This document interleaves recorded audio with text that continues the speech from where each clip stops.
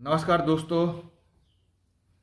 अप्रैल का ये जो सप्ताह है, आज 12 तारीख है और इस सप्ताह में पिछड़ों, दलितों के महानायक महात्मा ज्योतिबा राव फुले की जयंती 11 तारीख को मनाई गई और आज 12 तारीख है। एक दिन बाद 14 तारीख को बाबा साहब डॉक्टर भीमराव अंबेडकर की जयंती भी मनाई जानी है। ये हमारे लिए गौरव की बात है कि हमारा इतिहास संघर्षों का इतिहास है और जब हम संघर्ष को याद करते हैं तो उसमें हमारे महानायकों की भूमिका बहुत महत्वपूर्ण है, जिन्होंने हमें रास्ता बताया है और उन रास्तों को हमको समझना होगा। पिछड़ों को खासकर उनके बताए हुए रास्ते को समझना होगा, जानना होगा उनको, उनकी बातों को समझना होगा और आज फिर उनके संघर्षों को आगे बढ़ाना होगा। 11 तारीख को ज्योतिबा राव फुले के जीवन पर आधारित फिल्म फुले जो कि रिलीज होने वाली थी वो अभी टल गई है। एक दिन बाद बाबा साहब अम्बेडकर की जयंती भी है। तो हमारे दोनों महानायकों को हमें कैसे याद करना है और हमें उनके बारे में, उनके जीवन के बारे में, उनके संघर्षों के बारे में हमें और ज़्यादा जानने की ज़रूरत है। इसीलिए दोस्तों, आइए आज कुछ हम बात करते हैं। साथियों, आप सब इस बात से भली भांति परिचित हैं कि हमारा इतिहास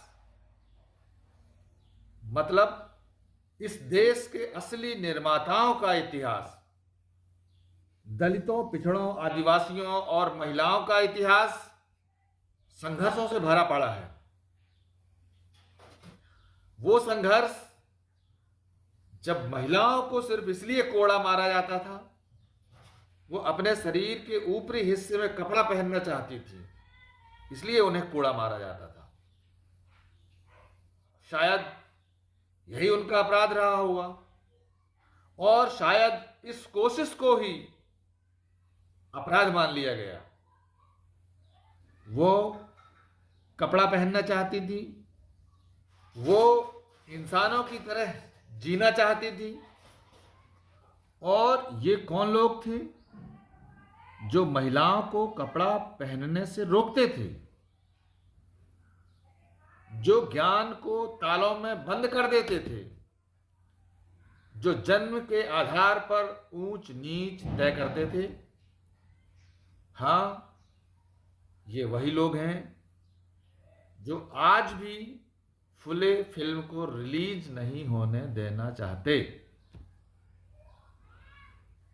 क्यों? क्योंकि उन्हें डर है कि सत्य के सामने उनका झूठ का चेहरा टिक नहीं पाएगा।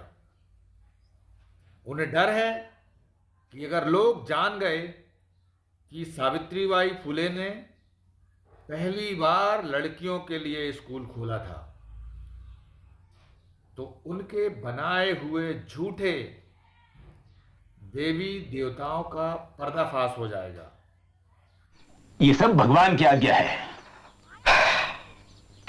भगवान को इसमें क्यों घसीटते हैं आप? हा? किसी भी देश में किसी भी धर्म की कोई किताब भगवान ने कभी नहीं लिखी।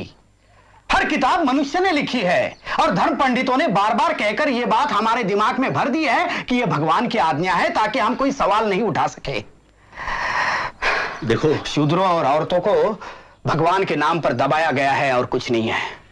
देखो ज्योति, मैं तुमसे बहस नहीं करना चाहता। मैं सिर्फ इतना जानता हूं कि हमारे पुरखों ने कुछ नियम बनाए हैं और हमें उनका पालन करना चाहिए, बस।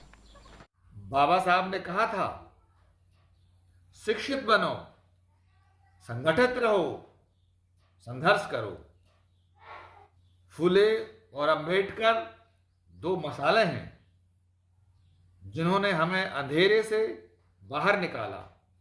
ज्ञान से जो नफरत करते हैं वही हैं जो फुले फिल्म को रोकने की कोशिश कर रहे हैं।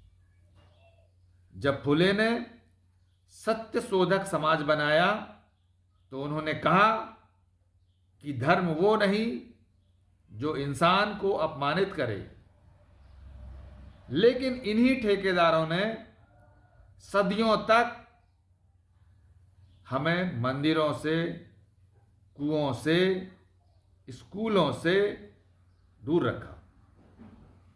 सदियों तक पिछड़ों को झूठा खिलाया गया, धर्म के नाम पर दबाया गया, ज्ञान के बदले दास्ता दी गई। और आज जब हमारे नायक फुले की कहानी पर्दे पर आने वाली है तो वो लोग डर गए हैं। डर किस बात का है? क्या अब भी चाहते हो कि हम चुप रहें? नहीं साथियों, अब नहीं। अब हम चुप नहीं रहेंगे। हम पूछेंगे, क्यों डरते हो फुले से? क्यों डरते हो सावित्रीबाई की कलम से? और क्यों डरते हो बाबा साहब के संविधान से? क्योंकि अब यह देश बदलेगा। पिछड़े, दलित, आदिवासी महिलाएं अपना इतिहास खुद लिखेंगी और वह इतिहास फुले और अंबेडकर की कलम से लिखा जाएगा, ना कि झूठ के पौराणिक ग्रंथों से भरे पात्रों से। फुले की कहानी हर गांव तक जाएगी। जो फुले से डरते हैं वो समाज से डरते हैं। सावित्रीबाई का अपमान हम नहीं सहेंगे। ज्ञान हमारा अधिकार है।